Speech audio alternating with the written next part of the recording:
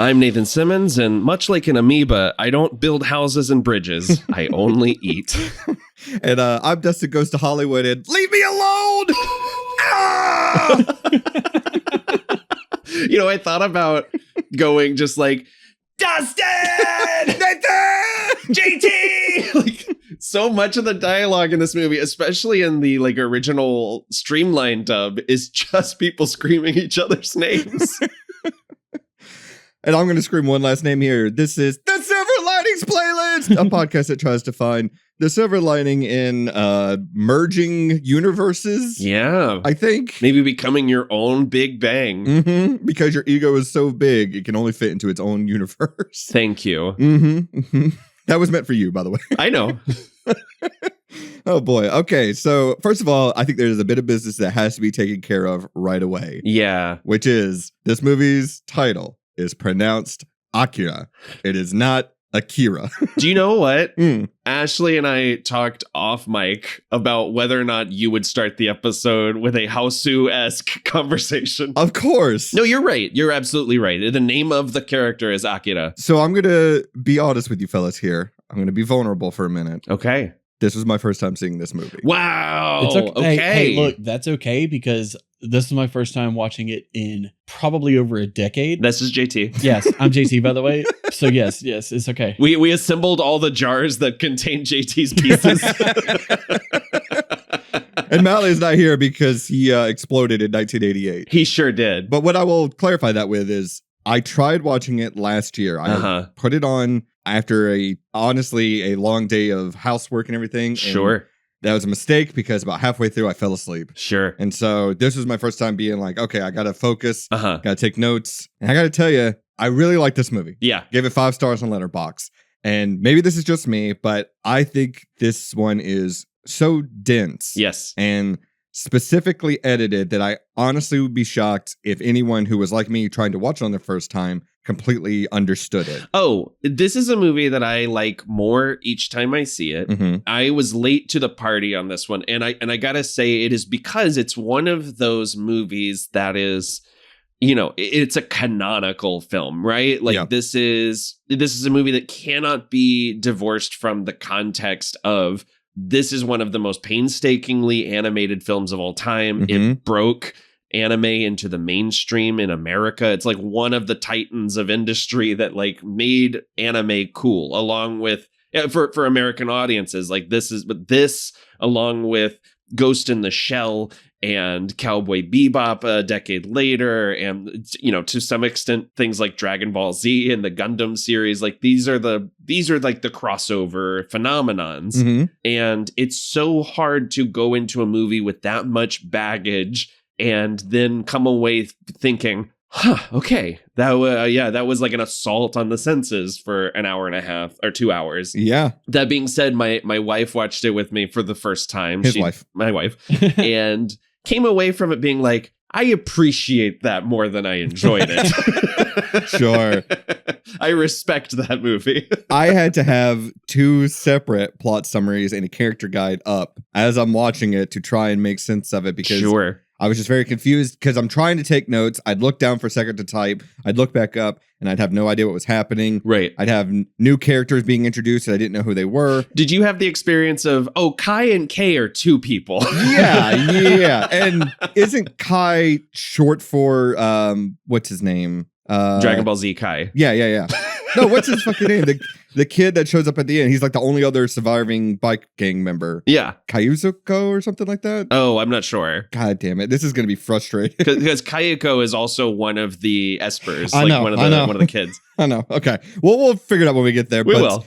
The decision of what information this director chooses to convey to the audience and what to withhold. Yes. And it's either they're going to withhold it entirely or just until way later in the movie. Makes it very hard to understand what is happening in any given scene on your first watch. It's probably 70 minutes in when you get clarity on who or what Akira is. That and like there are characters that are introduced that seemingly feel unimportant, but they get names and then they turn out to be important later. And then there are characters who I'm like, this character feels like they should be important, but I don't know their name yet. And then they never get a name. Well, and a huge part of that is the fact that this was the way this was adapted is the way you probably should never adapt anything, which is the Game of Thrones model where they begin working on it without an ending. Yeah. But in this case, they asked the manga creator, hey, come up with what you think the ending will be. And this ran for like a few years after the movie came out and essentially has a very similar ending. But yeah, it's just so crazy that so much of this is sort of reverse engineered. Yeah. Like, it doesn't help that, especially in the first half of the movie, we start almost every scene in media res. Right. And like, I feel like I'm constantly playing catch up. Sure. For a lot of the runtime of the movie. But at the same time, once it's over, I'm like, oh, okay. Everything kind of clicked into place. I Yes, it does. I understand that character relationship. It somehow pulls off putting the puzzle together. Yes. And one of the things that I think is also difficult on our first watch, and Ashley mentioned this about 30 minutes in, was she's like, I don't know who to root for because everything's bad. Yeah. And like, this takes place in one of the bleakest dystopias we've ever seen, where society is still somewhat functioning, but everyone's been left to kind of fend for themselves. And so like, even our heroes, quote unquote, have this baked in misogyny that they can't break out of. Yep. And they're violent, near sociopaths because that's how they've been able to survive on the mean streets. Yep. They're thrown into a school that is like, you can go to class or you can die in the gutter. That's essentially your options. Mm-hmm. And then even then the teacher may not even show up. Right. When the most moralistic person in the film is in fact the character that in any other movie would be the military guy who's like, fucking bomb them all to hell. Like, yeah. he's like arguably the kindest soul in the movie. Yeah. And he's still leading a coup d'etat that murders dozens of people. Yep. Yeah. No, I found it interesting because it feels very Mad Max 1. Yeah, totally. Like that movie where it's still functioning, but it is on the verge of collapse any second now. Right. But it's also so clear how much Blade Runner and 2001: A Space Odyssey influenced this movie, Mm-hmm. and how much this movie in particular inspired a very big cultural phenomenon of the past decade or so, Stranger Things. Like, it's so clear how much Stranger Things is based on this. Coming to this years late, I think I watched this for the first time maybe 10 years ago. Mm-hmm. I was like, oh my God, Batman the Animated Series doesn't exist without this. I'm currently rewatching Batman Beyond, which straight up has a clown gang Mm-hmm. in it, Mm-hmm. And I don't know if you guys know this, but biker gang is okay, but clown is more difficult. Clown is so much more difficult. I gotta talk a lot about I have a lot of notes about the clouds, more than you would expect. But let's get into the info dump surrounding Akira. Take a shot every time Dustin says Akira. So the year is 1988. Nathan just did a spit take. I almost spit out my Haritos. The year's 1988. The director is Katsuhiro Ôtomo. Hell yeah. And here we go. Take a drink every time I fuck one of these up. Starring Mitsuo Iwata. Hell yeah. Nozomu Sasaki. Mami Koyama. Taro Ishida. Tesshō Genda. Mizuho Suzuki. I got that one right. Mm-hmm. Tatsuhiko Nakamura. Fukue Ito and Kazuhiro Shindō. I think I did pretty good on those. Mm-hmm. All right. The budget was $5.5 million. It only managed to gross $3 million worldwide in its original run, but currently has a 91% on Rotten Tomatoes. Which means, according to Rotten Tomatoes, Batman versus Teenage Mutant Ninja Turtles is a better film. According to Rotten Tomatoes, you're absolutely right. And I forgot to do my cursory glance at the IMDb awards section for this movie because I assumed it made something, but turns out, according to IMDb, it only ever won one award, the Amsterdam Fantastic Film Festival, where it got the Silver Scream Award. Ooh. I don't know what level of notoriety that comes with, but Yeah. there you go. What kind of prestige is that? And we should throw out the cast of the American dub, or the newest American dub rather, is no slouch either. I thought you'd appreciate this though. When it was first dubbed in 1989, Kaneda was voiced by Cam Clark, aka Leonardo and Rocksteady from Ninja Turtles. I saw that. Yeah, I saw that. And then in the 2001 Pioneer dub, he's voiced by Johnny Yong Bosch, who folks would know as Adam Park, the Black Ranger, Vash the Stampede from Trigun, Ichigo from Bleach. Perhaps most famously, a guy that JT and I opened for his old band. Oh, yeah. Oh, yeah. Yeah, we got to share the picture you guys you sent me this morning, too. Mm-hmm. Now, there is a story behind that, but we can save it for later on so we can get the movie going. But Okay.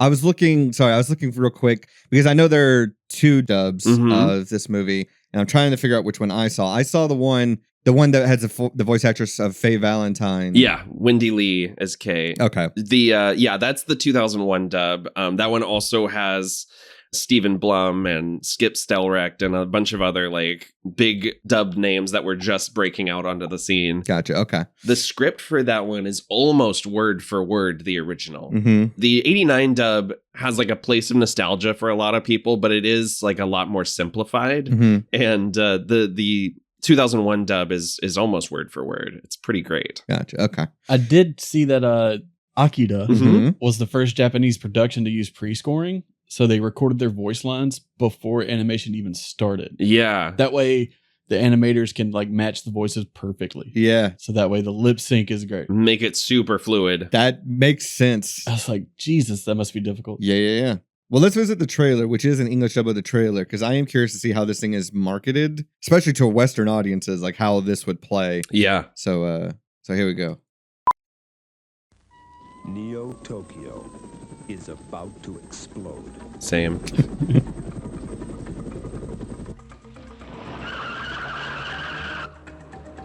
God, it just looks so good. Yeah. Yeah, I was telling Nathan I have a bunch of nerd stuff about the animation. Mhm.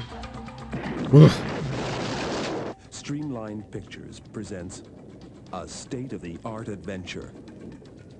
Akira. Wrong. I mean, that is a Blade Runner building. Oh, yeah, that is true, but wrong. And then there's a Bebop episode with like a young immortal child that's being guarded by an older guardian, and they look exactly like that pair that gets shot at in the street. God, that guy gets lit up. He sure does. No, just some of the most fluid animation. Yeah. It's all vibes. Mostly, yeah, just random shots here and there. Dude, it's the backgrounds for me, man. Like, Yeah. the animation is fantastic. Mm-hmm. The characters are animated, but the backgrounds are still, their paintings is so fucking good. Hell yeah. Hell yeah.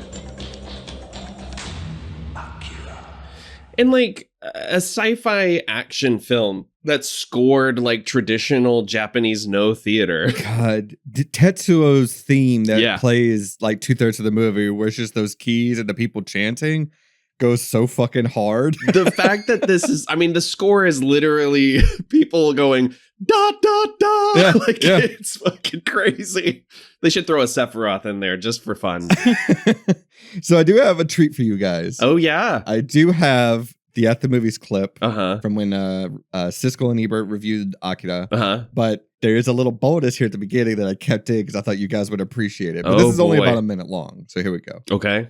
Siskel and Ebert's Video Pick of the Week, brought to you this week by Orville Redenbacher Popcorn. Do one thing and do it better than anyone. Hell yeah. There's a boom market in animated features right now, and in this country that usually means family films like Beauty and the Beast.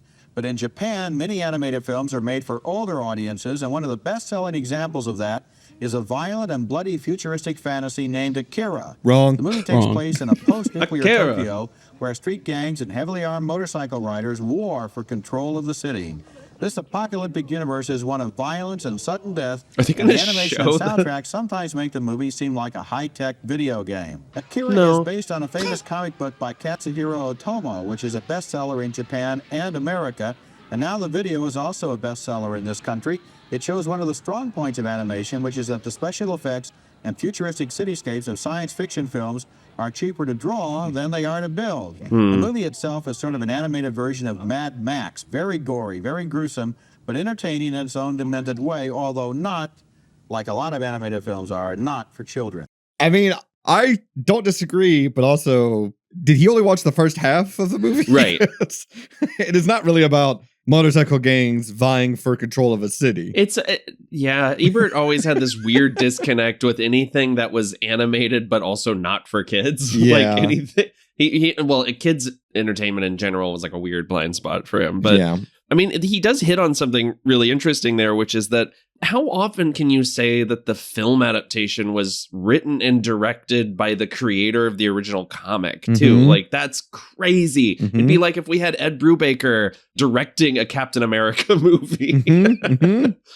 God, this movie just looks so good. There's so much attention to detail in every shot. Yeah. And this is why, to me, 2D animation will always be superior. 2D will always be superior to 3D animation because it just takes a much more delicate hand, much more in tune with the craftsmanship of it. Yeah. Not to dismay 3D animated artists, but everything is a preset, or it can be. Or if it's not already, you can develop a preset to do the thing you want to do and just like generate endless backgrounds and shit. Like, it's just boring. Yeah. The problem with us letting the movie play while we talk is I'm getting sucked into it already. The opening shot of this film with Neo Tokyo, this sort of negative after image of Neo Tokyo that looks like an organ. Yeah. Like from the beginning, we are, drawing the parallels between the anatomical and the physical and architectural. Like we're all made up of the same stuff. Not to mention so that, cool. First of all, the movie starts incredibly hard because it's just a wide shot of Tokyo, an explosion of a white ball of light, and it just cuts to written and directed by. And I'm like, that goes so fucking hard. It goes so hard. And we should throw out already that the opening track of this film was sampled on our record. I was going to say, and because of how daunting the score is right away with just drums. Yeah. That's all it is. In fact, it's what I would just say a is like single hit that just reverberates. a single hit and a snare. And like, it's just so ominous right away that we had to sample that shit. And can you imagine a world where like workers are on strike, so the government's sending in riot police to beat up student protesters? Just so much shit. There's a line, I think it's a newscaster later on, says the army's working with the police to hunt down anti-government groups. And I'm like, I can't escape. And anyone who it says ever the phrase, I just wish they would keep politics out of X. Right. I'm just like, I'm going to turn into Akira myself and explode. I can't fucking deal with that. I saw a post the other day that was like Stan Lee would roll in his grave to see how political X-Men comics are now. And I was like, you're literally beyond help. I think we need to start gatekeeping again. We But should. this time we need to gatekeep knowledge. Make America gatekeep again. I There hear you go. There you go. That's what the kind of bagger we are. Jesus. But yeah, we see like just casual assault in the bar. Everything sucks. This is the thing that really struck me is every time we hear a news report about how bad things are getting, the reporter is still very calm and they're just sort of casually talking about these horrible student uprisings and kids getting shot by the police. We see a student protester get hit with a gas canister at point blank range. I wrote which that down. I fully just have seen on the news recently. Yes. No, I thought it was so like network coded where there is a news broadcaster talking about the casualties between these student protesters and the riot police. And then it cuts to a dog food commercial. Yes. Right before 2 dogs get shot in the fucking head. Oh my in God. the streets. Oh, and we have to say, like, this has been the season of dog violence, but I think this is the first dog casualty we've had. Yeah. And like on screen graphic too. Yeah. Or did Jill Rips? No, he got the dog, free dog. He did beat a dog, but I don't think he killed that dog. I can't remember. No, he got the dog. Well, if you were in our live streams with Dustin streaming Last of Us Part 2. You mean Dog Massacre Simulator? Dustin loves that Dude, part. I would accidentally violently kill the dogs in there. I hit the wrong button or something. They have their own animation I know. to kill a dog. And what's so crazy about that game is the AI will have characters find their dog and they're like, Rocky! Yeah, yeah. They're just No, like- Fido! I'm like, Dustin, what is this, man? So I want to walk through the plot of this thing just Yeah, in case totally. there's anyone who listened to this episode that hasn't watched the film. So It's super normal. this is set in an alternate history where in 1988, Tokyo exploded. Yeah. There's just a explosion. Seems to be, a lot of people don't know what happened, but this is the confusing part. But it sets off World War III. That was what I was going to bring up. It says, well, this is what started World War III. And I'm like, how? Uh-huh. How did a city imploding start a world war? Unless if Japan blamed it on somebody else. I think it was everybody blamed each other. Yeah. Okay, I guess that's fair. I mean, in this history, did World War II happen the exact same way where Japan got nuked twice? Maybe. Like, maybe that would help, to corroborate this idea. But I just thought it was interesting that, like, a city is under destruction, and yet it'd be kind of like after 28 days later, they're like, and World War III started. I'm like, Yeah. well, how? But Well, my favorite thing about the 28 franchise is that everyone's just agreed we don't go to the UK Yeah. anymore. Like Yeah. the entire rest of the world is normal. I love that little detail in 28 years later. Not to spoil it, but there is a lot of dialogue that just made me laugh really hard. Yeah. So Tokyo essentially rebuilt itself as Neo Tokyo, Mhm. and we start in the future, 2019. Yeah. There's the that shot. was a shot. Mm-hmm. Sorry. The motorbike skidding to a halt has been copied in like 24 things. And it's so insane to watch this movie and realize that landmark shot is 6 minutes into the film. And it's only like 3 seconds, 4 seconds, maybe. It's the best. It's so fucking cool. We even did it in live action in Nope, and Yes. somehow it worked. Yeah. Something I want to bring up on this scene, I saw that the slow motion shot where the guy jumped off his bike to hit the other one with the pipe and you just kind of caught it. Yeah. And then you like headbutt him in slow motion. Yeah. They took ideas and stuff from actual film. Yeah. So they increased the frames per second in the slow-mo so that way they can get true slow-mo. That's Yeah. so cool. Yeah, it's so fucking fascinating. Yeah, the more frames you have, the better your slow motion will be in terms of fluidity. The cleaner it looks. Yeah. Yeah. So real quick, just another numbers thing. This entire movie is in 24 frames per second. Yep. And in comparison to like TV animes like Dragon Ball Z or even Hanna-Barbera is like as low as 12 to 8 to save money. Yeah. No expenses were spared on this. No, that's why it looks so good, because 24 frames. That's why it still looks unbelievable. Yeah, because 24 frames is what movies typically are, Yeah. especially American productions. But that's how you get that cinematic look, and that's why the anime looks so good. But at the time, this type of money was not put into animation. No. No, but I do want to just jump back a little bit to lay the groundwork for the story. Yes, So, yes. this bike gang member, Yamagata, walks into a bar and tells Canada Yeah. about this rival biker gang. It is so funny because as the movie went on, I was like, is it Canada? And everyone was just basically Canada. And I'm like, Canada. oh, so it's Canada. Okay. But Canada is another bike gang member, Mhm. and Yamagata tells him this rival bike gang known as the Clowns are making trouble in this city. Mhm. And so they hop on their bike with another bike gang member, Tetsuo, and chase after them. And from the beginning, we get that Tetsuo is like seen as like the little brother of the gang, and no one Mhm. takes him seriously. They're all like, Yes. "You can't use my fucking bike. Yes. Get your own bike. Like, don't slow us down." And of course, we do got to talk about Kanada's bike, which Oh, is God. legendary. So fucking sick. I love that there's something about not only the fact that it's more like a modernized, futuristic motorcycle, Yes. like from that. You guys remember that N64 game X2? No. It was just like motorcycles. It was kind of like Yes. F-Zero X, but motorcycle. Okay. No, it was like Extreme G or something. G's. Can you look it up right here, JT? I'm going to show Nathan pictures because it looks like Akira's bike. Like, Okay. it just looks like it. Or I guess Kanada's bike. But I also like the faux sponsor stickers. Oh, sure. That like there's Canon on there and everything. That's such a funny detail. There's a Shoei sticker on there Mhm. that for the first half of the movie, I was like, does Canada just have a bumper sticker that says shoes? Yeah.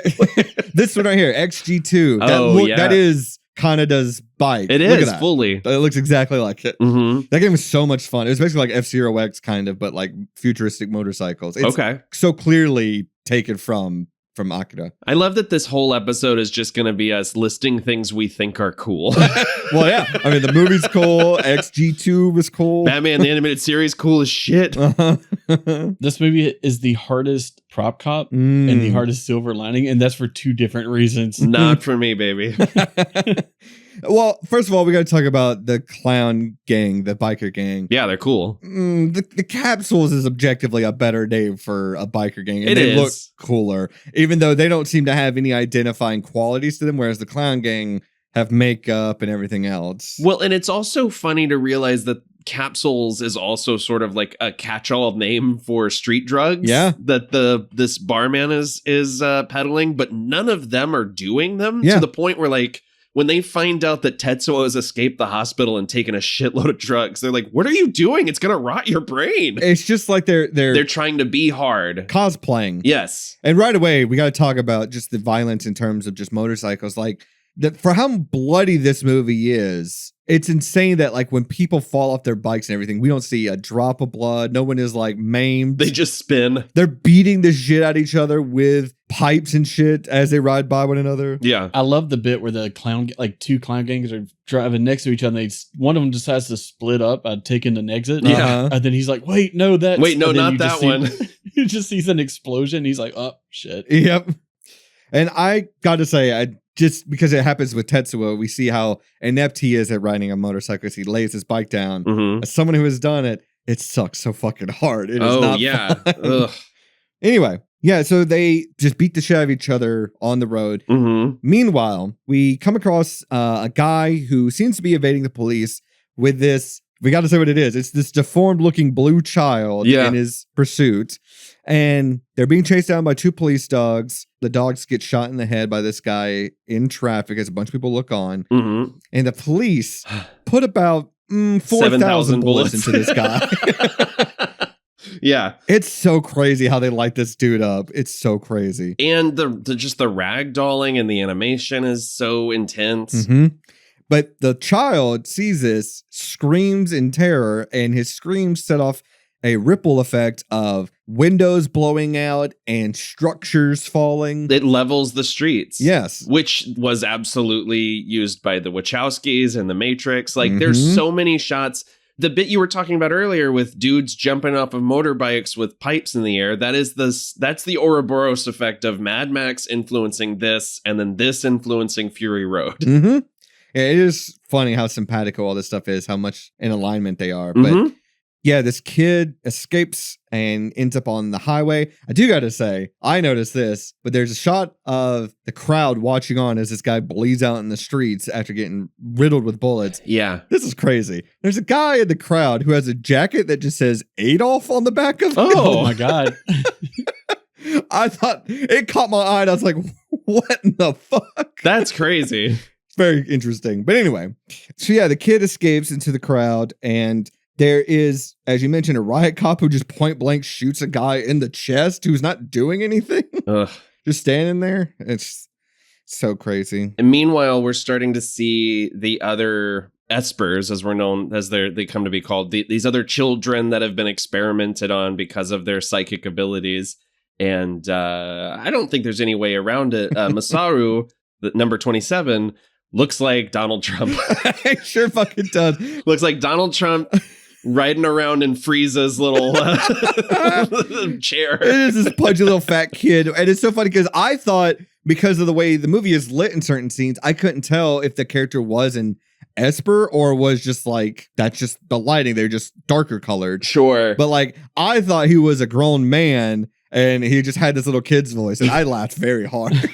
They're the performances in the dub that take me out of the movie because really? They just sound, I don't know what it is. There's just something very flat about a lot of the deliveries here. Sure. But so yeah, the two biker gangs are throwing bombs at one another and everything in the streets. Mm-hmm. Tetsuo fucking rocks this one clown biker shit with a pipe. Yeah. That there is a blood spray and his helmet flies off. I think that dude got decapitated. I think his head is gone. Yeah, it does not exist anymore. And so Tetsuo almost runs over the deformed looking kid we saw at the beginning and wrecks his bike in the process. And I guess I'll introduce the names as the characters get introduced with names. But the military shows up along with that pudgy little kid, Mitsuo, who I guess we can go ahead and say now. Yeah. And a military leader, Colonel Shikishima. Maybe my favorite character in the movie. Yeah. He's pretty great. He's close up there. And they arrest Kaneda and his gang, and they take Tetsuo and the deformed kid away. Mm-hmm. The soldier just dragging Tetsuo by probably his broken arm. Oh, I know. And they're taking them to,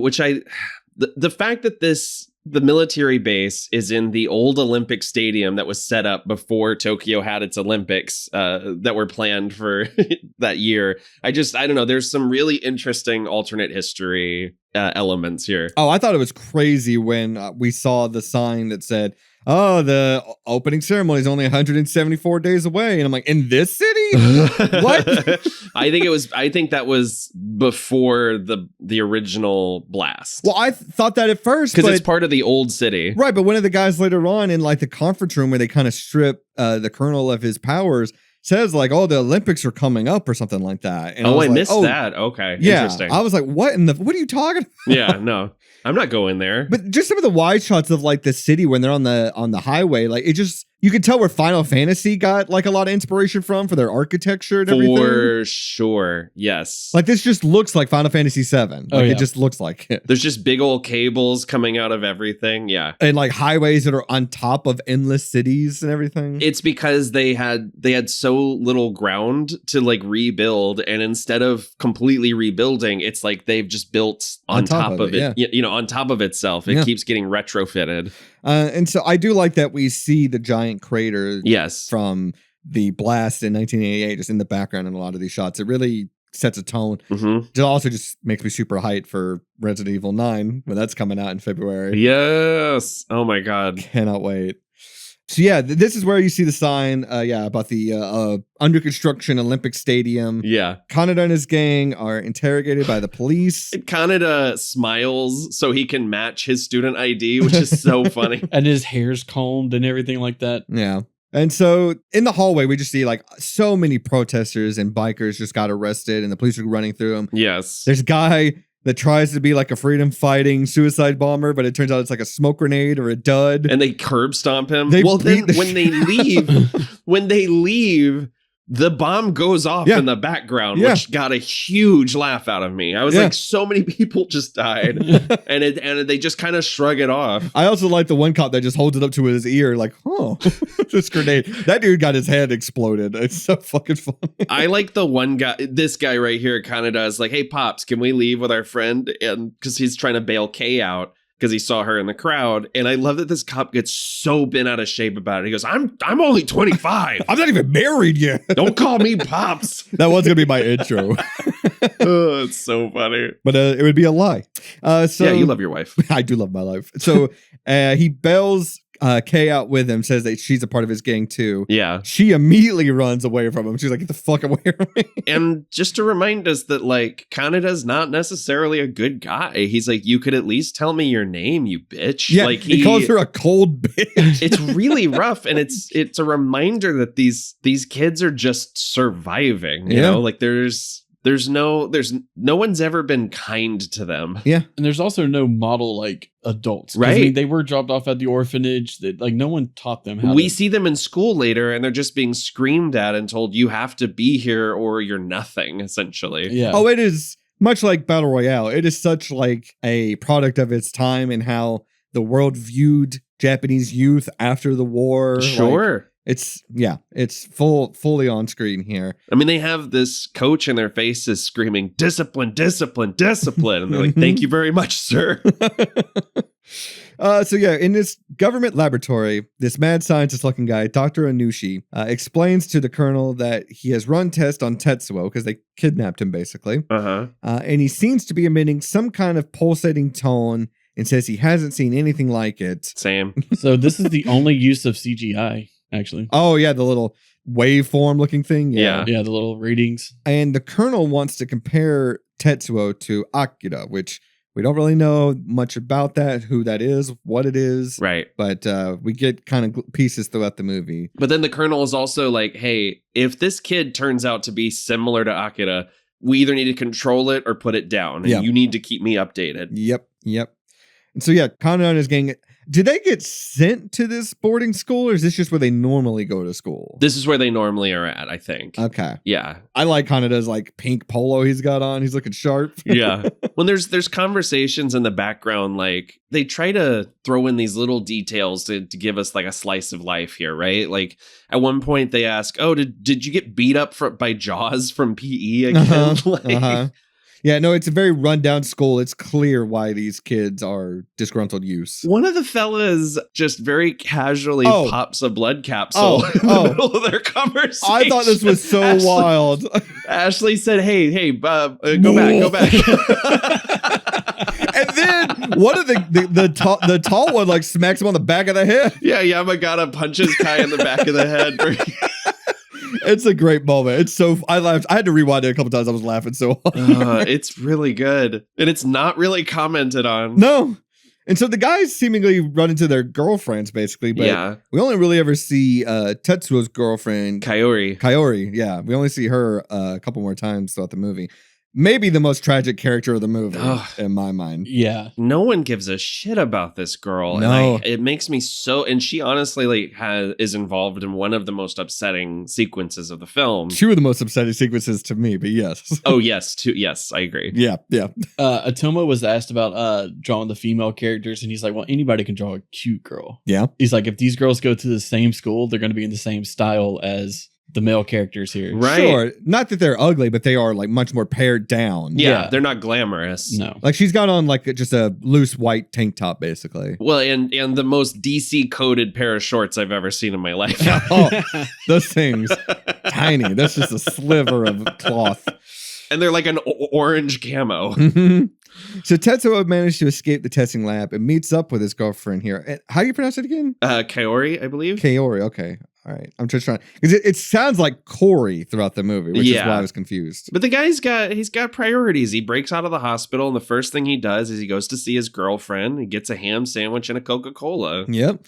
And they talk about leaving Neo Tokyo, but he says he wants to steal Kanada's bike because it's a better bike. Yes. He does, so he takes it while he's in school. And he's more concerned with the bike than her. Yes. You know? And he's also more concerned with the bike and his girl than his actual friends. Yes. Which I think represents on how tired he is of being treated like he's the runt of the litter. Oh, yeah. He's rebelling. Mm-hmm. Like you would think he'd go to his friends to seek help after he escaped from a hospital. No, because he doesn't want to be told again, like, we're always having to bail you out. Like this is...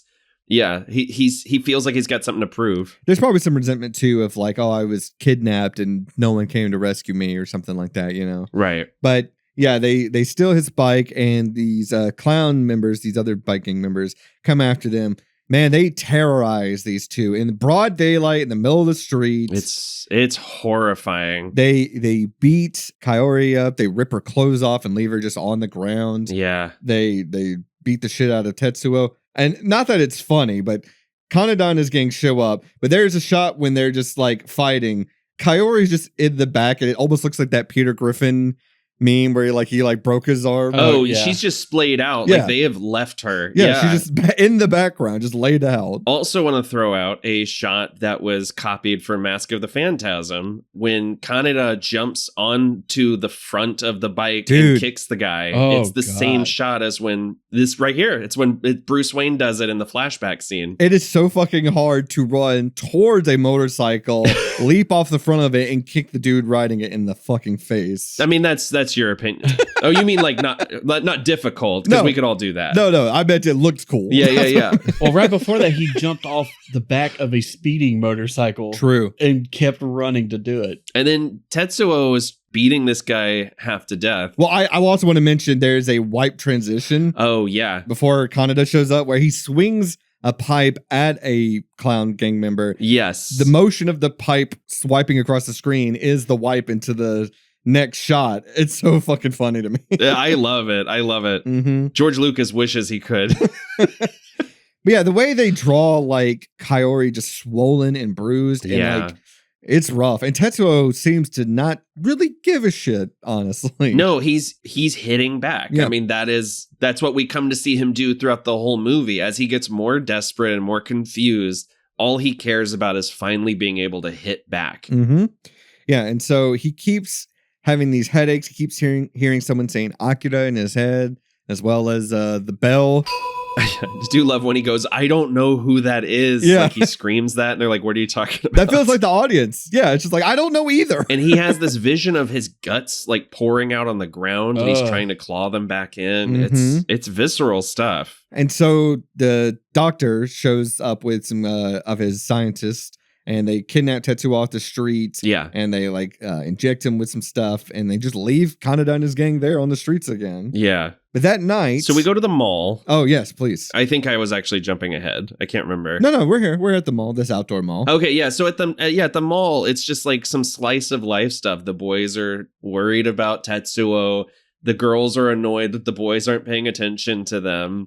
It's just sort of like a normal human scene that then is interrupted by cops murdering revolutionists. Yep. And everyone is so casual about the violence. There's an explosion that goes off in the mall, and the announcer is just very calmly explaining, violent protesters have attacked. Please proceed to the exit. And it's just, this is a fact of life that this keeps happening. Mm-hmm. No wonder these kids are fucked up. Mm-hmm. And during the skirmish between the police and these rebels, Kaneda spots Kei in the crowd and chases after her. Kei, who runs by graffiti that just says, clown, fuck you. Yep. Yeah. I thought that was pretty funny. But he ends up in the sewer chasing after her, as well as a couple police officers trying to capture them. Mm-hmm. Kai shoots one of their faces off. Yeah. Like with a handgun. Like there is a clear shot. Bullet through the cheek. Yeah. And it like clearly like removes his cheek in the process. And you hear him just sort of gurgling. Mhm. He's like, Before we move past the graffiti, I just want to mention that my lovely wife tried every inflection, which was clown, fuck you, clown, fuck you, clown, fuck you. It was a good time. And so Tetsuo has more tests run on him. Yeah. And he has visions of his childhood, but he imagines disintegrating while playing with Kaneda as little boys on the playground. And you see his father drop him off Yeah. at the children's home Yep. in this flashback. Yeah. Meanwhile, another deformed-looking child, Kyoko, Yeah. is lying in bed with a doll, and she tells the colonel and the doctor about a dream she had where the city, under a large shadow, crumbled apart, Mm-hmm. and she and two others got to finally meet Akira. And the colonel takes this very seriously. And the colonel is so sweet with her. Yeah. Like he genuinely seems to care if they're okay. Yes. And, he asks her, like, tell me about your vision. Are you okay? Can you tell me any more? And then the second he hears about Akira, he's just like, this is fucking crazy. What are we going to do? It is to compare and contrast. Like, he has a very protective, sweet nature about the Espers. Like, it is a very father figure like portrayal. And then when you compare that to, like, say, Matthew Modine in Stranger Things, Sure. where he's just like, no, you're just products, basically. Like, Right. it is night and day difference. Well, see, I just wonder his relationships with Akira. Yeah. Mhm. Like, was he? Did he feel like he failed? Was he part of that? Well, that's the thing. Was he more like Stranger Things guy? Yeah. And then Akira happened, and now he's like, what we're doing is wrong, and it changed his whole. There's a whole thing about it. It's possible. I feel like he gets so much more moral shading than any of the other characters in the movie. Like, Yes. I love his speech where he says, like, he hates this city. He hates the world they live in. And he's like, the passion to build has cooled. It's just survival. It's just capitalism gone wild. But he has this instinct to always protect human life because he says, I think like a soldier. Right. And I feel like that sets him apart from every other version of this type of character we've seen in a movie. Like in any other movie, I mean, we talked about this recently with Godzilla. Like in any other movie, this character is the guy who's like, Mr. President, I think we should bomb Texas. Yeah. And this guy, he is all about the sanctity of human life in all of its forms. And I just think that that's fascinating. Mm-hmm. It's a very different portrayal of a military leader than we're used to seeing, for sure. Absolutely. And he's the only one to state that maybe we shouldn't have been messing with this power to begin with. Yeah. Right. But now that the power exists, it's our duty to control it, Yeah. and manage it, and protect people from it. Very Oppenheimer. Absolutely. But also protect it from other people. Uh-huh. Yeah. And because this is just what we know is happening here in Neo Tokyo. Yeah. Who knows what other countries are doing with the same level of power Right. and their children they're experimenting on, you know? I mean, we come to learn that there are doomsday cults that are hoping that Akira comes back and wipes the slate clean. Mm-hmm. We also learned that, I think this is so fascinating. We see a parliament meeting after he goes and checks to make sure Akira is still sleeping in this cryogenic chamber. We see this meeting of parliament, and we know the world essentially almost ended 30 years ago, and yet old men are still in charge of everything. Always will be. Always will be. These guys were middle-aged when the apocalypse happened, and they still managed to hold on to control. Mm-hmm. It's unfortunate, but that's probably how it's always going to be. Right? Old men making decisions for the rest of us. So Kei tells Kanata they have to meet up with her friend Ryu, who is another leader in this resistance group. Yeah. They have a plan to break into the facility where Tetsuo is being held, and Kanata ends up joining up with them, not before constantly being threatened to have a bullet put in the back of his fucking head. Right. This child. And so a lot of characters keep talking about how Akira blowing up Tokyo is what started World War III, and just I would love to see a spinoff or something of like what happened post the bomb blowing up, like the reconstruction period, the trying to make sense of it all, you know. Right. I don't necessarily need a movie, but some kind of like spin-off manga or something like to explain that would be very interesting, I think. They do get a little bit more into it in the original manga, but it is always left slightly vague. Gotcha. Okay. While Kai, Kanada, and the Resistance Cell try to break into the facility to bust Tetsuo, he has a nightmare where he envisions a bunch of children's toys fusing together to form... Oh, David Lynch absolutely saw this movie before he made Mulholland Drive. Like the little toys climbing up onto the bed is basically the little old people from the end of Mulholland Drive. Yes. And there's like monsterish version of these little toys. Yeah. Like there's a giant teddy bear that bleeds milk. I wrote Cummy Teddy, so I apologize. Cummy Teddy. God damn it. They try to attack him, and it turns out it's actually the other espers, the other children, making these hallucinations, these projections to try to kill him. And to remind us that they're just kids, he steps on this glass and gets glass in his foot. And it's the sight of the blood that like spooks them and breaks the vision, right? Yeah. Like they're like, oh no, there's blood. Like they're still children. We gotta get the fuck out of here, yeah.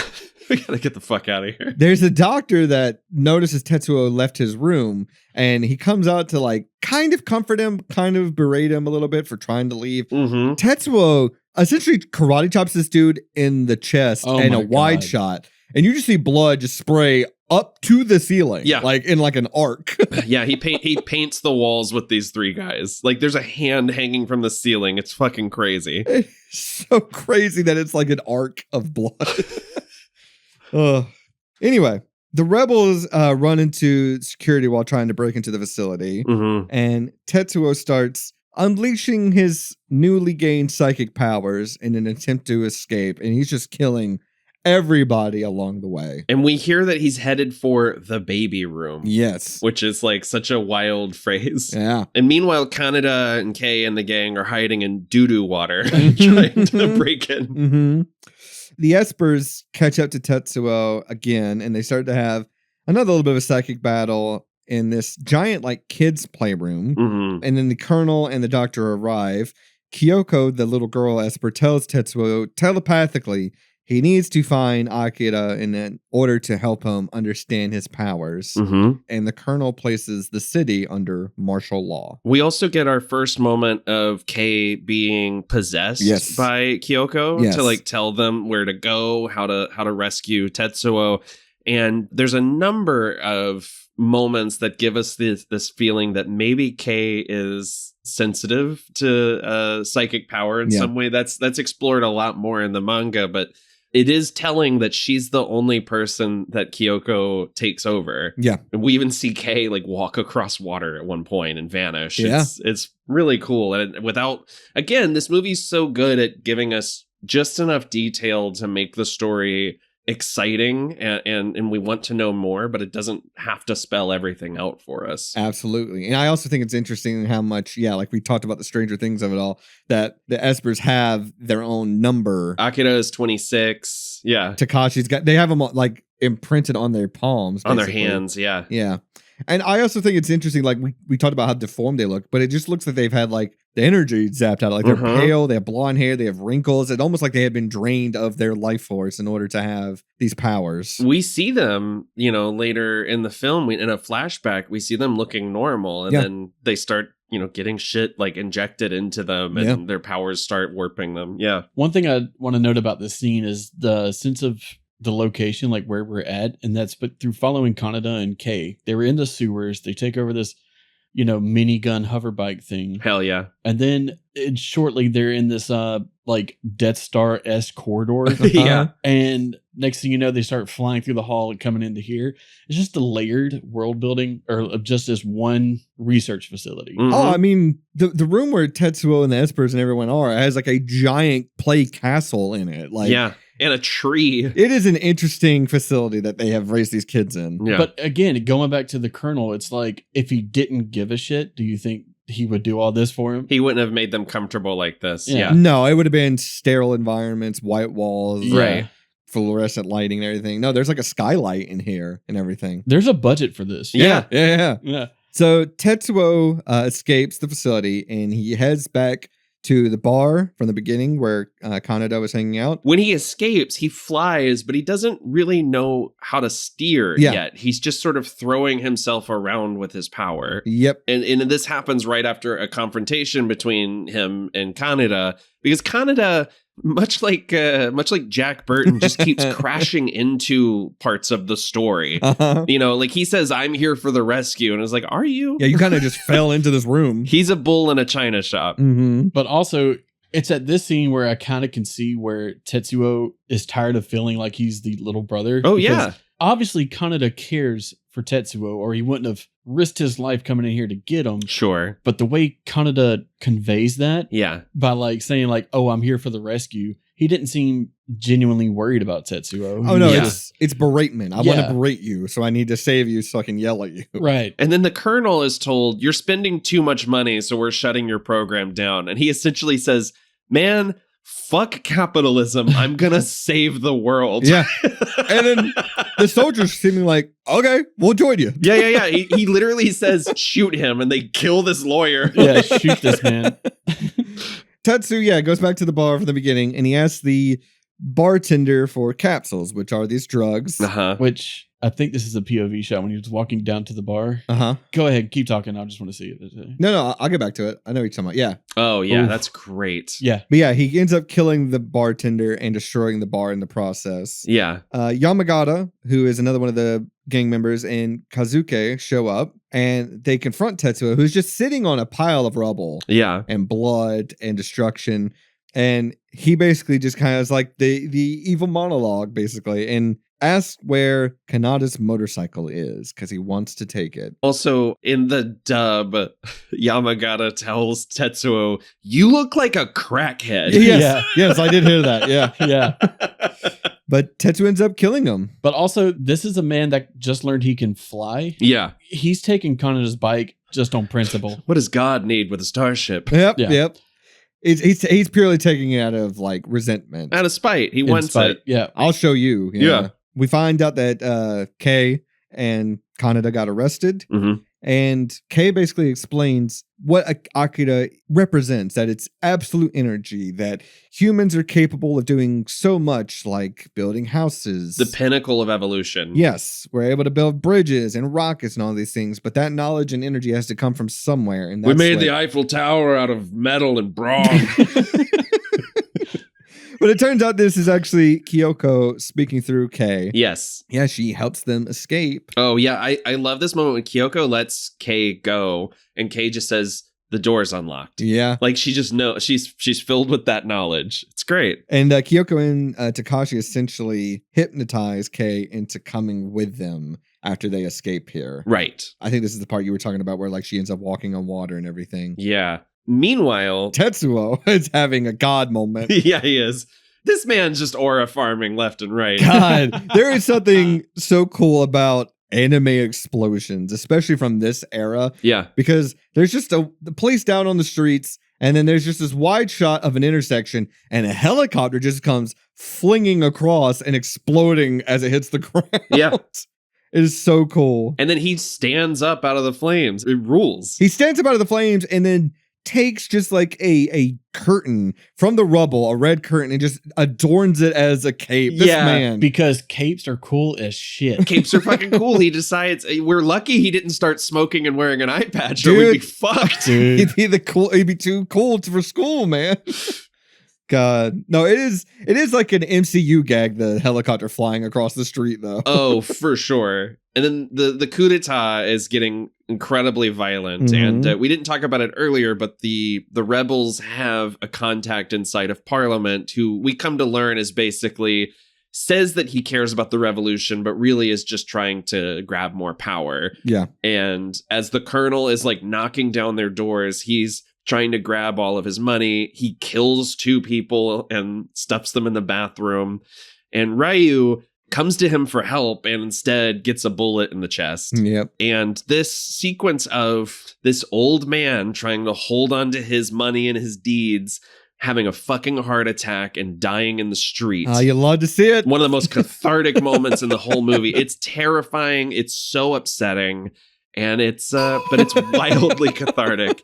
And poor Ryu, who we've heard say multiple times, there's been an argument about whether or not he actually has romantic feelings for Kei. Her name is his last word before he bleeds out. Mm-hmm. It's just an incredible sequence that doesn't really need to be in the movie, but it like so powerfully reinforces the movie's themes. Mm-hmm. Well, I was thinking earlier, that whole subplot with Ryu and the resistance and stuff like that. Yeah. They use it for points. Yeah, obviously to get Kaneda and Kei together and then to get them into the baby room and all this stuff. Yeah. But they don't make it boring. Like No. it's like I'm interested in all this. And then seeing him die was cathartic, but then shortly after seeing Ryu slowly walk up, I'm just like, well, that just ruined that. And Ryu, the image of Ryu stepping over this dead man with blood and dollar bills like splattered against his leg is just, that is what this future is. Mm-hmm.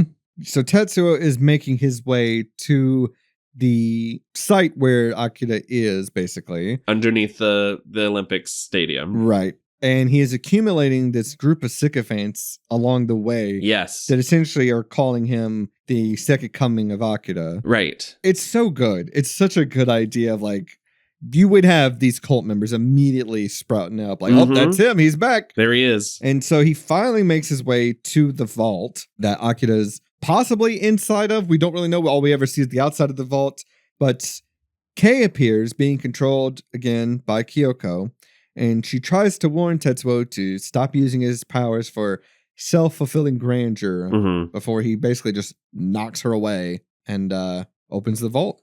And everyone shows up to this site where Akira is being kept. The military's there, the news, the onlookers, the doctor and the colonel. This pod comes up out of the ground like a leviathan. Like there's just like a groaning of metal. These tubes are flying everywhere. It's an apocalyptic sight. And it looks like a mini technodrome. It does. But this vault, man, the amount of details I know that they put on this just metal sphere. Yeah. Unnecessary, but so worth it. Yeah. And it's also funny when you open it that you don't need anything that big. No. Right. But like there's a bunch of tubes coming out of it. There's a bunch of like latches, doors, and all this other stuff that. Well, you can see how this movie influenced folks like Jeff Darrow, who did the designs for The Matrix and created, Shaolin Cowboy. Like this is like, I mean, this is like the text for so many creatives now. I was gonna say it looks like the little orbs that they travel in, the Saiyans travel in Dragon Ball Z. Yeah. And DBZ, yes, Yeah, absolutely. Yep. Little sand pods. Yeah. And so inside the orb is just a bunch of glass vials. Yeah. And Tetsuo's like, what the fuck is this shit? And the colonel over a megaphone is like, that is Akira. That's his remains. There's a jar for his optic nerve. Yeah. There's a jar for his lungs or whatever. Like He basically says, as soon as Akira destroyed Tokyo, we chopped his ass up and experimented on every part of him. Yep. Kaneda arrives and he tries to assassinate Tetsuo with this plasma rifle that he just has. He stole it from one of the SWAT guys. Yeah. Oh, okay. I missed that. I think he took it off one of their bodies. But it is wild because we see people reacting with shock because they're literally looking at God's brainstem. Yeah. Like that's fucking crazy to think about. Yep. But yeah, he tries to shoot him with this rifle. It doesn't work. He does shoot him in the chest, but Tetsuo seemingly seems unaffected by it. Oh yeah, it runs out of juice, so it just kind of burns his shirt a little bit. Yeah. Meanwhile, the Colonel launches a fucking orbital strike Yeah. down onto Tetsuo. And while it doesn't kill him, it does blow off his arm. Yeah. And he decides he's going to fly into space, Dude, attack that satellite, and it just starts raining down more orbital strikes across the city. that shot of just them looking off into the distance, looking at the satellites falling down. Uh-huh. Oh, God, it's gorgeous. I mean, Tetsuo follows the beam back up. Yeah. But it's also like a moment like we're completely fucked. Yeah. Like we messed up. and it's silent. Yeah. I mean, it's one of those few films that pays attention to the vacuum of space. Yep. And it's also like you could see where like Invincible got a lot of their ideas from too. Mm-hmm. But like, yeah, there's just something so fun. Like when the blue light started surrounding Tetsuo, as somebody who is familiar with the ideas and concepts of an orbital strike, Sure. I started laughing so hard. I was like, oh, this motherfucker's about to get it. Yeah. I mean, that is the best because, like, the Colonel just yells, fire up Soul, and we don't know what that is. And then we just see this light appear. Yeah. It's incredible. It's such a great setup and payoff. And, unfortunately, it doesn't quite work. Because again, and from the setting that we had no idea that they had the capability of doing something like this. And Yeah. just to bring it out, it's like, what the fuck? But when it comes to the satellite in space, I just laughed so fucking hard. Yeah, we barely have electricity. Yeah. Telling me. Yeah. So yeah, Tetsuo forges a new mechanical arm out of the debris Hell yeah. from this destruction from the satellite. So fucking cool. Very cool. So yeah, Kei, Kaneda, and Kazuke, the last remaining member of the biker gang, Mm-hmm. they regroup inside the under construction Olympic Stadium. Kaori finds Tetsuo there, who's hiding in a tunnel in pain, Mm-hmm. and he sits down on a literal throne Yes. inside the stadium made of like marble, and his arm, through wiring and mechanics, It just roots itself. starts to fuse with the throne. And I'm going to steal a joke from Honest Trailers, but much like any guy that doesn't want to go to the doctor, he just goes, I'm fine. And he like throws his cape over it so you don't see it. But it's very funny. I just need some orange juice. You need to sit down for a second. I just need to sit down. I love how the Colonel takes it upon himself to walk in himself with just a handgun. Yep. Just a handgun. Yep. He's like, I will shoot this kid in the head if I get a chance. Yeah. Yep. Yeah, I have very few notes left because I just get so locked in because this movie just becomes like a visual feast for the last like 20 minutes or so. Sure.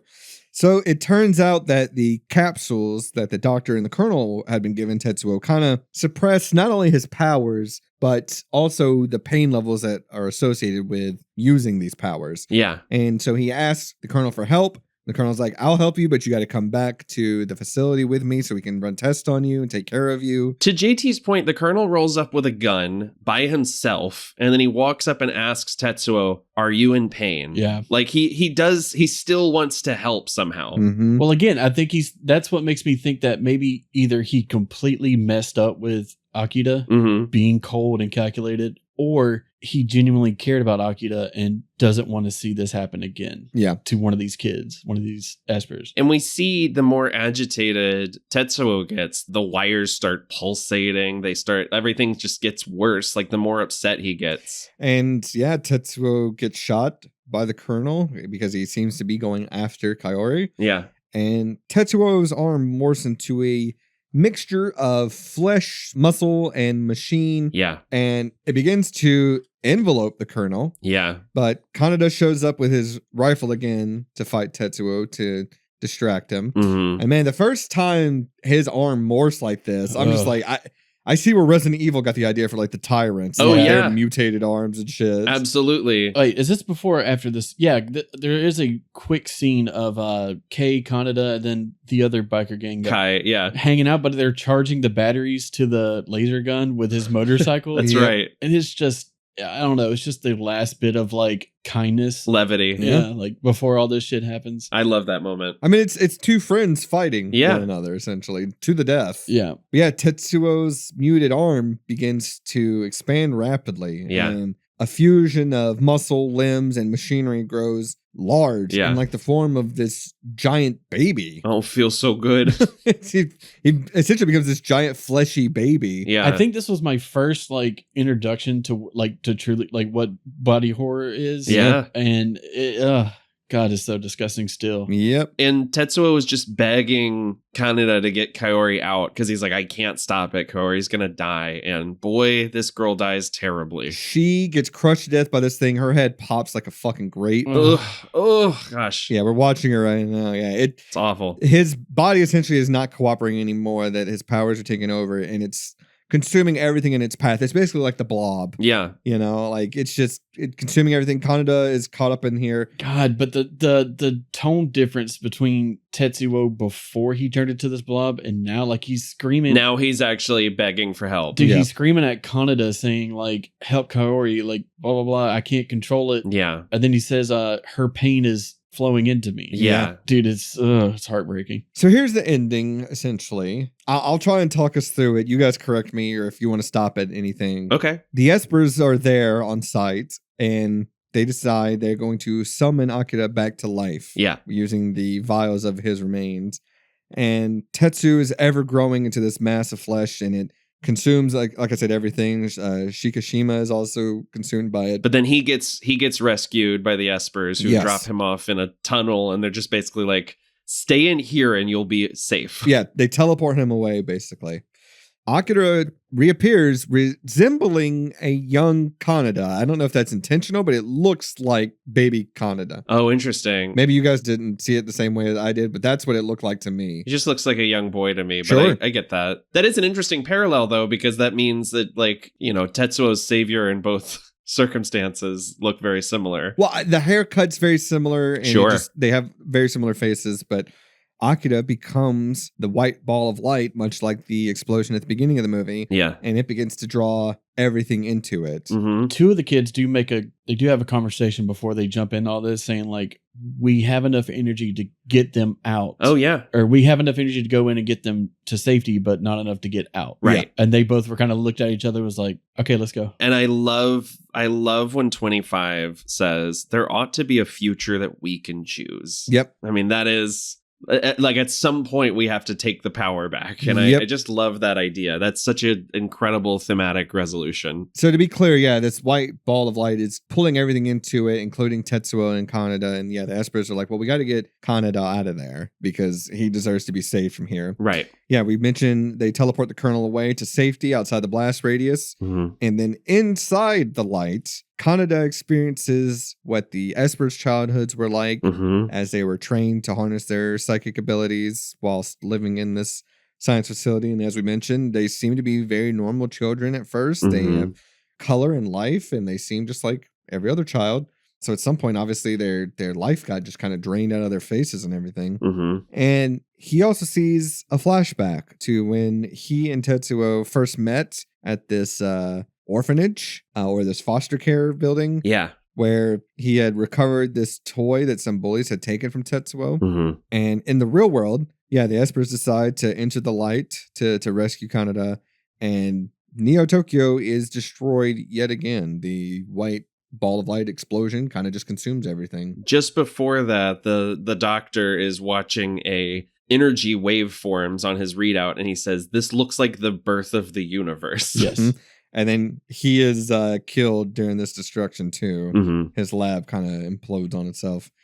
And yeah, the Colonel steps out of the tunnel to see the destroyed city. And in this wreckage, Kei searches for Kaneda, who realizes that he heard Kei call out to him telepathically. Mm-hmm. So that's where that hint we talked about comes into play about maybe she is also sensitive to this stuff like Tetsuo was. And on top of that, we have the crater yet again, but unlike the, burnt out, uninhabitable crater that we saw before, this one is full of water. Yeah. And it seems to be almost a new ecosystem in some way. Yep. And then, yeah, Nathan, this is the end here. Do you want to explain what happens? Sure. As Kei, Kai, and Kaneda stare out and wonder what's next for them, Kaneda sees a tiny little sliver of light that he tries to capture, and then it's gone. And we come to think that perhaps that is all that remains of the Espers. And we cut to a Big Bang occurring. We see a tiny sliver of light that then expands into galaxies and constellations, and we hear a voice say, "I am Tetsuo," which seems to imply that Tetsuo has become another universe. Yeah. He's ascended. They've all ascended humanity and become a force of creation instead of destruction, which is a strangely optimistic read of the ending, I think. Yeah. That's actually like a beautiful culmination of all the themes of the story, making this more of one of our ambiguous endings rather than one of our bummer endings. Mm-hmm. And also, Kei, Kai, and Kaneda ride off into the sunset, basically out of Neo Tokyo. That's right. So it's a very odd, I think is the word I would use. Very odd ending. It's a buck wild ending. Yeah, we suddenly just expand outwards to existential planes of reality. Yeah. Like from this body horror ending that we just witnessed. Mm-hmm. But yeah, that's Akira. So Tetsuo his ego became so great that he had to create a whole other universe for it. I get it. Boy, I would hope there were some people in this world that would do the same thing. But anyway, it also just made me think like Death Stranding. Like I don't know if you guys have played it too much, but like when certain characters die on that, they create giant craters because like that's how much life force they contained within them and everything. Like there's a lot of Akira in all of Kojima's work. Any final notes, boys, before we get over to Prop Cop? So I did take some time to put out these numbers. So if I can just go over these like animation facts real quick. Sure. Yes, please crunch the numbers. So what got me started on this rabbit hole was how did they animate the lens flares and the light streams? Oh yeah, the light trails, they're so fucking cool. So essentially these are filmed on transparent cells. Yep. Okay. And there's on a light table that is then filmed on a 70 millimeter. And to get those lens flares, they legit would just cut a hole into the transparent sheet. Wow. And then up the exposure on it. And these layers can be, depending on how bright they need that light, the layers could be up to 9 layers per shot. That's incredible. Ôtomo actually was super hands-on, that he did the entire storyboard himself, which was 783 scenes, equaling out to 2,122 shots that he drew on storyboarding before they even started. But that's why why the headlights and every bit of neon looks the way it does in this movie. Yes. It's incredible. Instead of using traditional blue colors in night scenes, the art director Yamada really wanted to try something different, so he pushed for red and green for the night scenes. Okay. And Ôtomo was like, go for it. Crazy. I mean, I'm just looking at a report from some website that I just found that just says the average amount of shots in a film, like the most you would get in an action film, seems to be around 2,000, or at least that's the average. Mm-hmm. So the fact that, this has about that much as an action movie. I mean, it makes sense. This is an action movie. He took so many tips and tricks from actual live action movies to make this. Yeah. And then the first time he saw it, actually in theaters, he rushed home to tell his wife that the movie was an absolute failure. Oh, What? no. Because the scene where... It's very me coded. This was the very, first... I don't know if it was a test audience or what, but the scene where the bridge collapses when they're all shooting at Tetsuo, there was too many cuts in it. In his mind, he saw that. He's like, okay, so we had too many cuts because we didn't have enough animators. We couldn't get enough animators because our animators were working overtime, so we had to make budget cuts. Yeah. So it was like a snowball into his failure. He was like, it's absolutely horrible. Oh, man. I don't think there's that many shots at all during this scene. I agree. But I don't know what version we're watching, because right after that, it got re-edited in something called 5-channel audio. Okay. He said he preferred that version a lot better, and it's okay. Huh. So I don't know which one we're watching. 5-channel audio. Huh. Okay. Interesting. Again, this was back in the 80s, so I have no idea what that is. Yeah. I mean, when did 5.1 come out? Because 6-channel is 5.1. I don't know. Okay. It doesn't matter. All right. Well, that's incredibly interesting. Is there any other notes that we wanted to cover, boys, before we get into the wrap-up stuff? I'm good. The story with meeting the voice actor. Oh, yeah, sure. Yeah. Johnny Young Bosch. Go for it. Okay, so my brother had a replica And if you've never seen Bleach, you're about to hear some stuff that makes no sense. But essentially, About to hear a story that'll bleach your asshole. he had a replica of Itachi's sword, his Zanpakuto. Then he got told that he was being deployed. Right. And he was like, man, just I want you to donate this to Phil, which is the owner of this old hobby store, comic book store that was here in Dothan. Mm-hmm. He can put it up in his shop or whatever. And I was all like, are you sure? He's like, yeah, man, I'm not going to need it. I was like, okay. Well, I didn't have the heart to do it. Yeah. I held on to it. I did everything else. I couldn't do it. Fast forward maybe 8 to 10 months later, Nathan and I's band, we were going to play at Fanaticon, which is a convention that Phil put on and stuff like this. And we were going to open up for Johnny Young Bosch's band. I Shine. Yeah. And it kind of came full circle. And I didn't tell my brother about this. I didn't, as far as he knew, I donated it. Yeah. But I brought it with me. And when I met him, he was like, this is a really good replica. And because I was like, he did also ask, is this sharp? Yeah. Like, what? How did you get this in here? And he was such a nice guy about it. Like he was talking to me about it, and I told him about like, yeah, my brother wanted me to donate, and and so he signed it, and Nathan and I got a picture with him. It's great. It's very sweet. Yeah. Very nice. And we'll share that picture on the Patreon. I gotta find it somewhere around here. I have an autographed poster for Akira that's just Canada next to his bike, signed by Johnny Young Bosch. Pretty cool. Yeah, a really sweet guy. Pretty cool. All right. Well, that's all fascinating. Let's talk about some more props, actually, with Prop Cop. Wow. How many Power Rangers have you met, Dustin? Let me think. 0. Oh, damn. I think the number is 0. Okay. Okay. Yeah. Well, so shut the fuck up. All right. Interesting. That is fascinating. You're right. Hold on. Wait. I gotta think. Hold on. Uh-huh. Yeah, 0. Yeah, it's still 0. Oh, shit.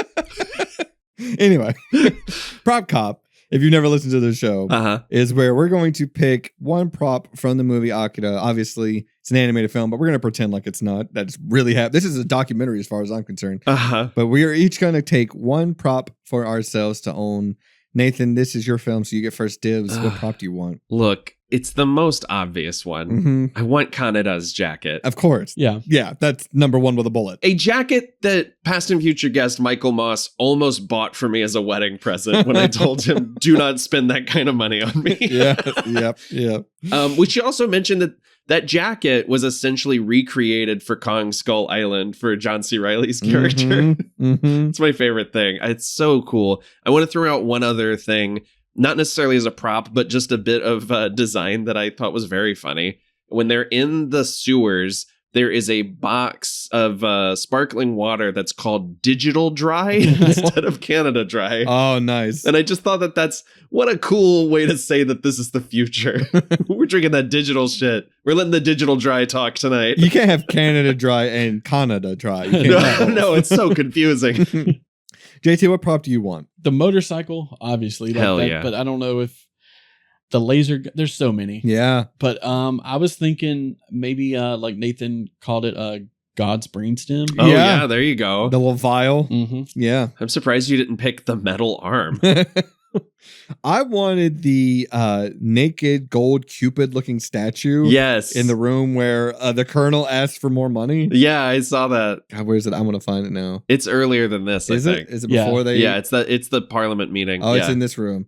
Yeah, this thing. Yeah. That's Gotham City coded. That's what that's literally David Cornsweet with wings. That's Schumacher's Batman. That's one of a building's architecture right there. It really is. You're right. God. Also, secondary prop cop. I kind of want one of the clown members' light bulb bombs that they have. Those are so cool. Did you guys notice that? Yeah. It's literally a light bulb. I was going to bring those up. God, it's so funny. Okay. Well, let's get over to bit part. Oh, thank God. That is the guy in Waterworld. Yeah. That's at the bottom. He's so happy to finally die. Yeah. It's so funny. That was JT's request, by the way, that ended up on the soundboard. So there you go, JT. That's good. I completely forgot about it. So yeah. Uh-huh. So who do we want to play in the movie? You mentioned him earlier, but I want to be the cop who shakes the grenade next to his ear. Of course. I wrote that guy down too. JT? I want you to go because I got to find this guy. Okay. But yeah, you go ahead. I guess I just want to be the cop that gets shot in the fucking cheek that he gargles on sewer water as he bleeds out. Yeah, I'm going to be that guy. I'm going to be this scooter guy who like, look, in a world where like the police are just, in tanks. yeah, like impact grenade, like smoke grenades at people. Mm-hmm. This guy, a tank rounds a corner and I'm assuming he's okay because they didn't just shoot him on sight. He seems to dip. He's like, no, thank you. I don't want any part of that. Yeah, he's like, let me just get the fuck off this bike. I don't want anything to do with this. I'd also like to throw out one alternate. When they first meet the clown gang, the leader of the pack is riding the motorcycle with his arms fucking crossed. What?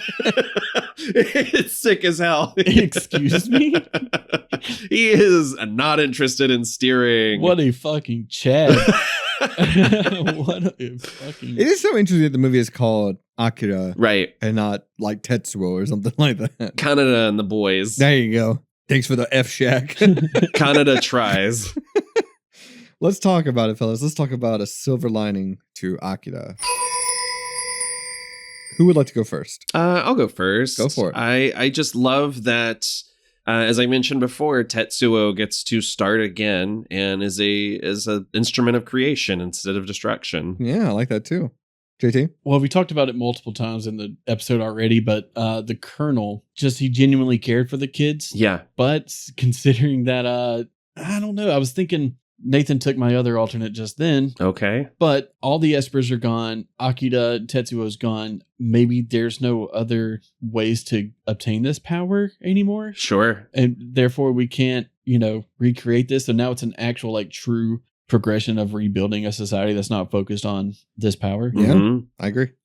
I went with that the Doctor witnessed the birth of the universe. Yeah. I mean, the Doctor is an interesting character too. Because That's got to be a thrill. Again, you would think like in a movie like this that the Doctor would be like the very, again, Matthew Modine in Stranger Things, right. Like very territorial. But he seems much like the Colonel. He's just interested in the... Yeah. He's interested in the science behind it, whereas the Colonel is much more nurturing to the kids. The only flaw in that character was he didn't report the readings to the Colonel. Right. That they were that high and dangerous, but he wasn't, malicious by any means. Look, man, you got to break a few eggs to make an omelet. You know what I mean? You got to That's let a couple right. cities get blown up by a telepathic child. We've all been there. All been there. He reminded me of the scientist from the movie We're Back. Do you remember that movie? Professor Screw Eyes? Or no, that's the whatever. I was listening to, what was it? Blank Check was talking about that recently. That movie's insane. Oh boy. All right. Well, what about Here he is. Fuck yeah. I do not need handlebars. So funny. What a fucking boss. Well, yeah, let's talk about a double feature because this movie ends in a way where I need something with a little more clarity. Mm-hmm. So let's talk about a pick me up. So what is a movie people should watch after they watch Akira? I would recommend a movie that actually has a really interesting connection to this film.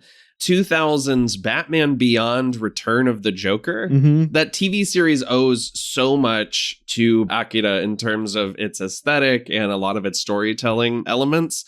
But also the film Batman Beyond Return of the Joker contains a sequence in which the Joker hacks an orbital satellite and fires a laser on Gotham City. And in fact, Warner Bros. Hired Hiroyuki Aoyama, who was an animator who worked on the orbital satellite sequence in this film, to oversee the animation in that movie. Hell yeah. And it goes beyond imitation to, we just think that was awesome and we want to give you more time to do more of it. Yeah. Yeah. So I would highly recommend that one. JT? I would recommend Mobile Suit Gundam Charge Counterattack. Okay. Yeah, I just saw that for the first time. Oh, it's so good. And Yeah. that to me is a great ending without spoiling anything. Yeah. Both sides of this war come together to prevent a madman's plans from going through. But Yeah. it's great. Every time I hear the name Mobile Suit Gundam, I think about this two-piece punk band from back in my hometown. Two-piece. I don't know if I'm going to give you that one. I think that's a bit of a stretch. But this is Yeah. a two-piece punk band with a singer, bass player, and a drummer. And their band name was Mobile Suit Goddamn. And they were great. That rules. Are you kidding me? Yeah, they were great. Wow. Anyway, I had a couple of movies to pick from here. I'm going to make an honorable mention that is not my actual choice, but something that, Nathan, you and I now have experience with and that has very similar vibes to this movie. It's also an animated film, but I'm going to go with Armitage 3. Yeah. Which if you like this, if you like Blade Runner, if you like stuff like The Matrix, you might like that. It was a Japanese anime like series that they kind of morphed everything together into making a feature-length film. Yeah. It's got some pretty cool shit in it. It's fascinating because the voice actors are different in the film version, but the movie Polymatrix has stars someone very near and dear to our hearts, Elizabeth Berkley. And Kiefer Sutherland. Yes. Yeah. I'm going to go with another sci-fi movie that is a lot of fun. It's much more action-oriented.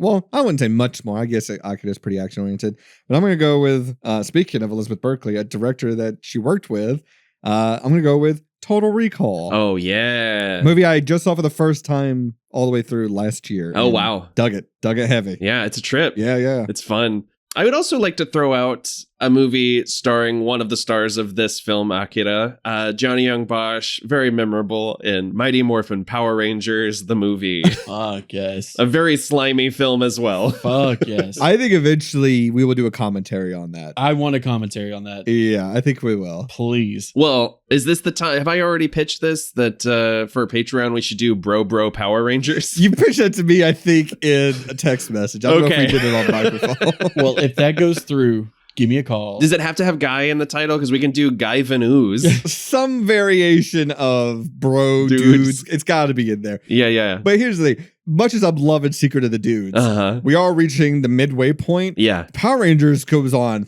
forever. Yeah, I know. I'm just like, I don't know if I want to commit to that much. Then we just do the 2 theatrically released movies. Oh, okay. That I might be into. Let's do it. Let's do a commentary for the first one at least. Okay. I would love to do that. Okay.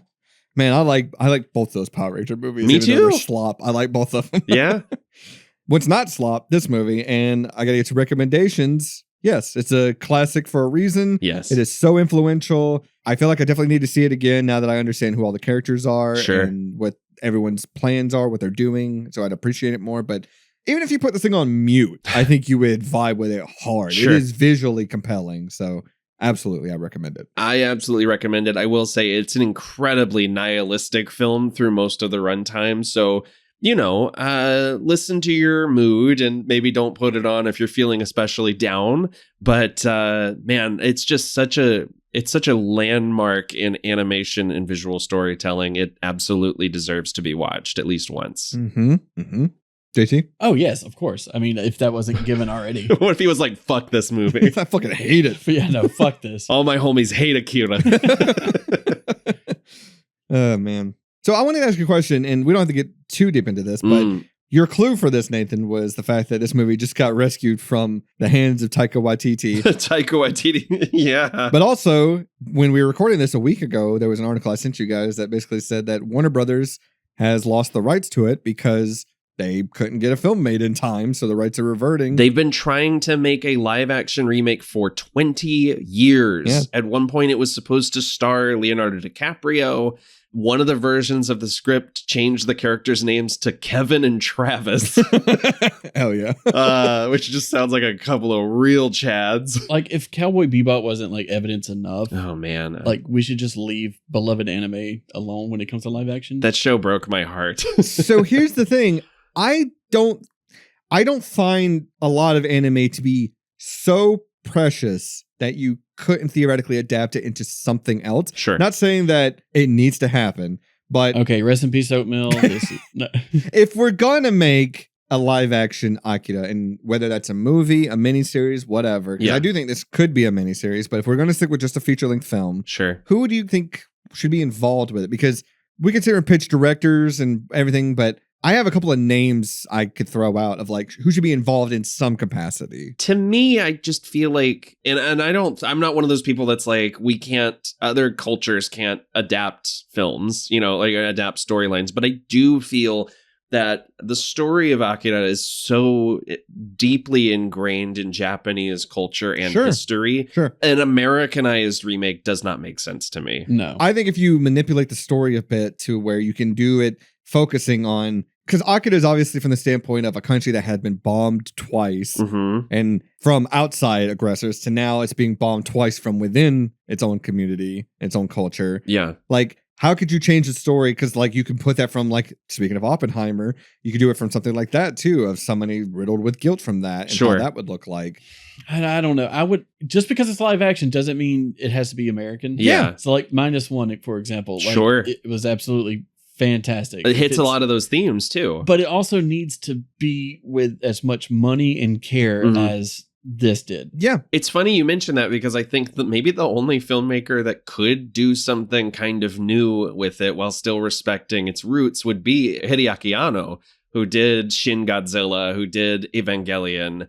Like, I think that's maybe the only person I'd be like, if that was announced, I'd be like, okay, we'll see. We'll see how that works out. I was going to mention Takashi Yamazaki, who is the director of Godzilla -1. Okay. It's like, he should definitely, if we're doing a Japanese live action remake, he should definitely spearhead that because I think he understands sensibilities and tones. That could be great. Yes. Yeah, and I think that's the only way I would be okay. Like if I saw like an American version of it, I would fucking sigh to the moon and back. Like, oh my God, that would be so upsetting. Or the guy who does Tiny Chef. You know, we're all talking about Tiny Chef these days. Let's let him do it. That was the funniest fucking video I've ever seen in my life, is this tiny little puppet crying out of focus and it's on its back. And imagine that little puppet being like, oh no, Akiba. I laughed so hard I cried because I didn't know what the fuck Tiny Chef was. That's an extremely Dustin thing to do. So I came across, I was scrolling through TikTok and I came across this video and it was this woman going, Nickelodeon, what the fuck did you do to Tiny Chef? Why is this little puppet crying on my screen? I was like, what is she talking about? And I keep scrolling and I come across the video and seeing that little puppet sit on the edge of a bed and go, so fucking old. And I turned into the Brooklyn Nine-Nine meme of like, I've only had Tiny Chef for one day, but if anything happens to him, I will kill myself. I fucking love that video. It was so fucking funny.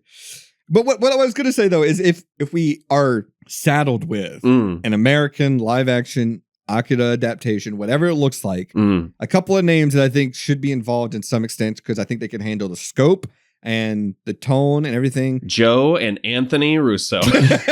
God damn. All right, that's for the show, everybody. That's who it would be. That's who it would be. No, get it out of their clutches. Gotta get Taika Waititi away from it. I think George Miller would be great in terms of the scope and the tone of it. Sure. I also think if you want to go for just executive producing on like the visuals of it, I think Nicholas Winding Refn makes a lot of sense. Okay. I think Villeneuve would be an interesting take on adapting this thing. Sure. Because he's already done Blade Runner 2049 and he did great with that, in my opinion. Yeah. Also, just even as a consultant, Jordan Peele would be great because he's talked about how influential this movie is. Sure. I think he was also at one point maybe in talks to produce or have some that movie's changed, that live action version changed hands so much.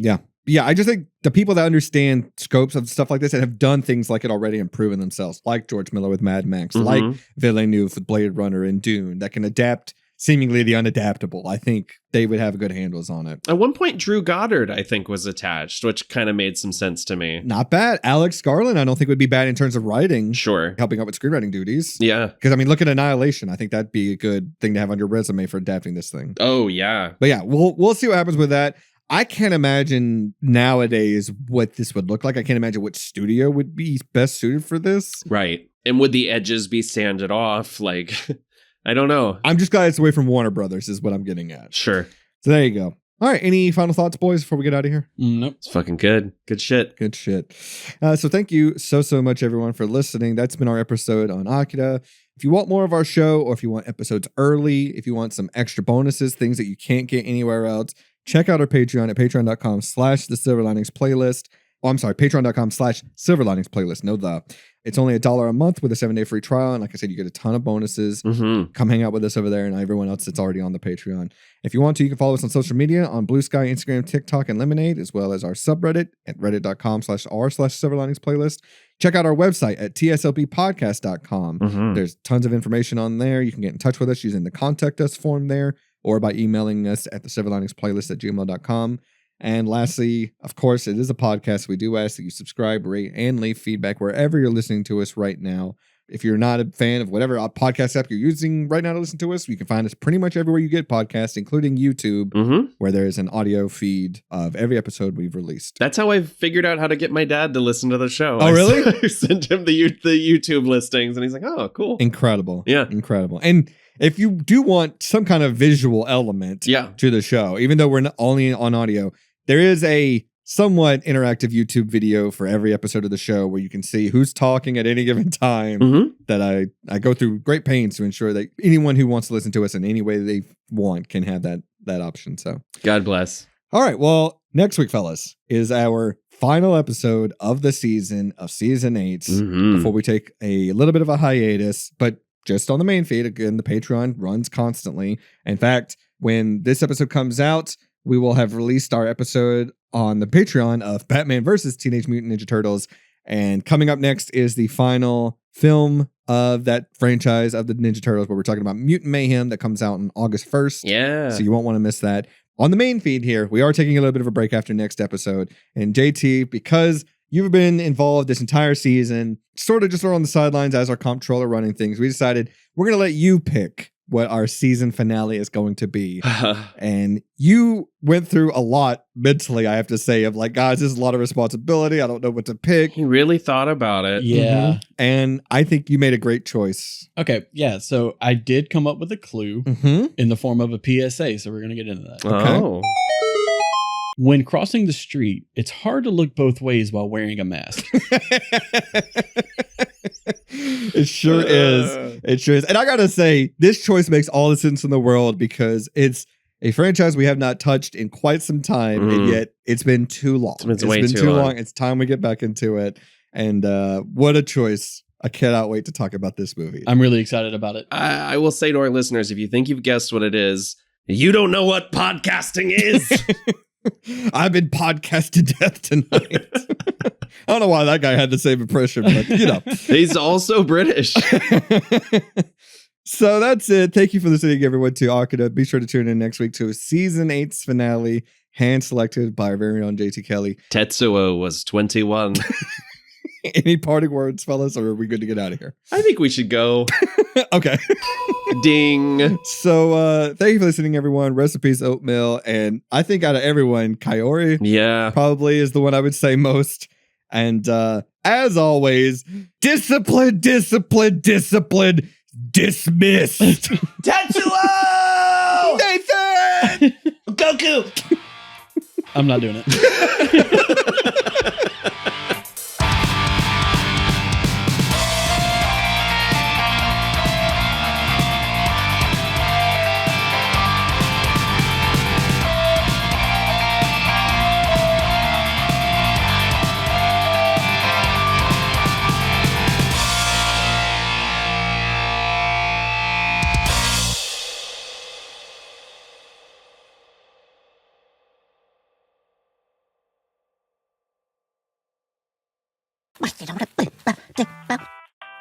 Yes, but I know tiny Sheffield.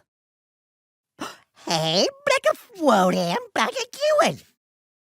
Ready to cook up some more episodes? Black of a brilliant blanket. Cancelled? Bloody me, cancelled. Right, I understand. I love you too. Bye.